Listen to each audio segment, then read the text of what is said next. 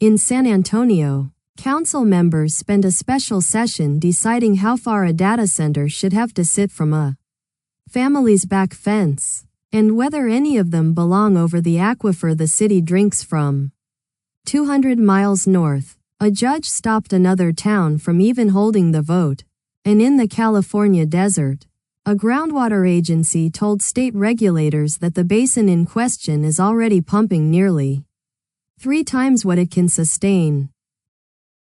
We begin in San Antonio, where city council members sat down in a special meeting to decide what a data center is allowed to be. City staff walked them through a rewrite of the Unified Development Code that would confine large data centers to industrial and commercial zones, require them to sit at least 500 feet from homes and schools, and prohibit them outright over the Edwards Aquifer recharge zone, the formation that supplies the city's drinking water. Councilman Ric Galvan had already asked for something stronger, a citywide moratorium on new projects. Support for that pause is uneven, and the council will take it up separately next month. The zoning language itself would go to the zoning commission in September and could reach a council vote in October. That fight over where a data center may sit is now being settled by judges. In Tarrant County, Texas, District Judge Kimberly Fitzpatrick signed a temporary restraining order barring the town of Westlake from holding a vote on, approving, or taking any action to implement Resolution 26-25, the agreement covering the Circle T data center. The order landed just before a special meeting where that vote was scheduled. The plaintiffs are not even Westlake residents. They are the Lakes at Marshall Ridge Homeowners Association and 2 neighbors in adjacent Keller, Linda Bjorn and Sharon Sandin, who argue the town failed to give legally required public notice on the earlier zoning action. They posted a $5,000 bond. The proposed campus would rise roughly 500 feet from their back fences. The reason these fights keep escalating is showing up on utility bills. In Arizona, a state Pew researchers count among the country's top hubs, with more than 180 data centers operating or in development.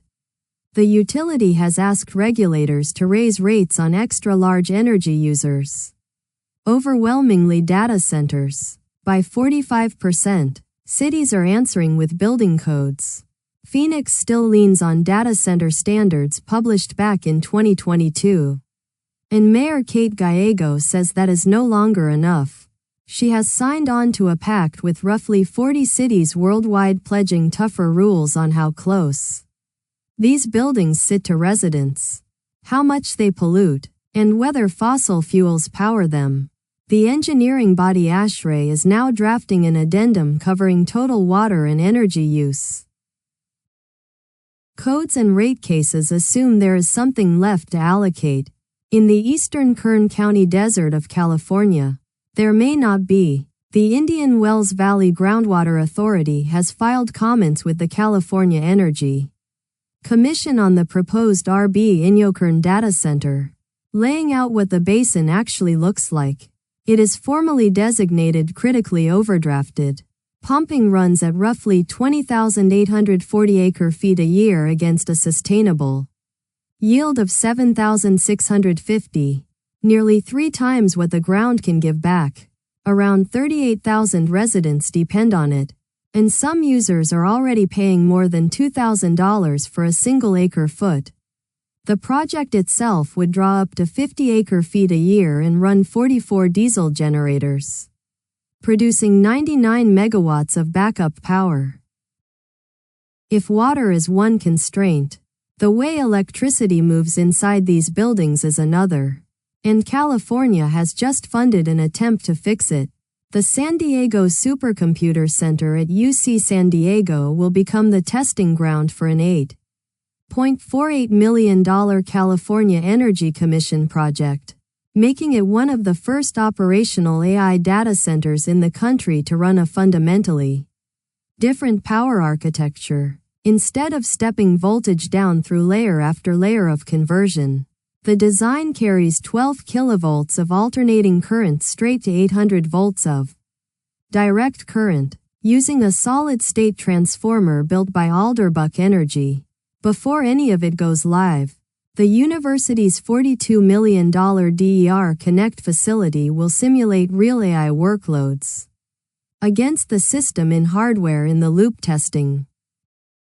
Rewiring the building is one approach. Teaching it to back off is another. And investors just put a serious number behind that idea.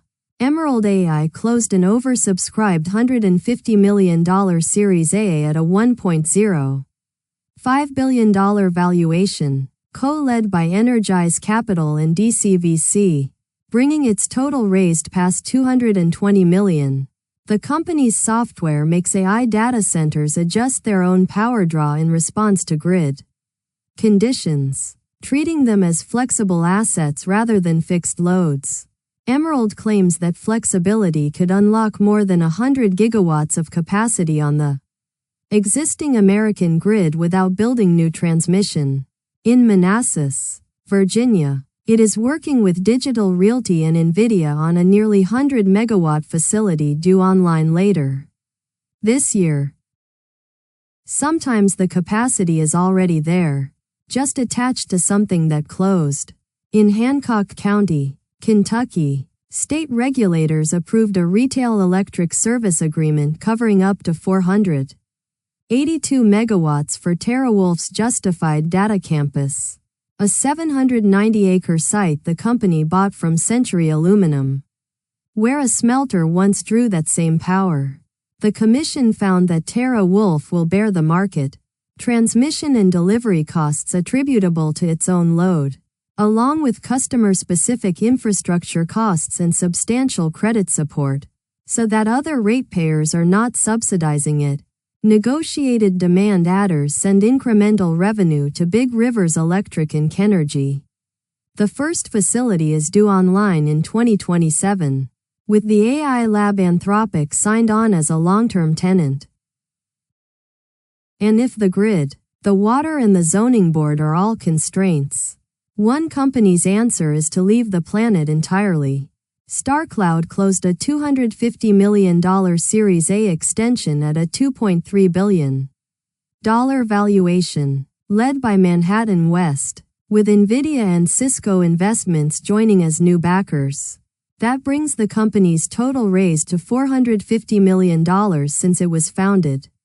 In 2024, StarCloud flew the first NVIDIA H100 GPU into orbit in November of 2025. And it is now building production lines for its next-generation spacecraft in a 100,000 square foot facility in Woodinville, Washington. The long-range plan is an 88,000 satellite constellation delivering 20 gigawatts of compute in orbit. Thanks for watching. If you found this useful, subscribe, leave a like, and drop a comment. It helps us cover more of these stories.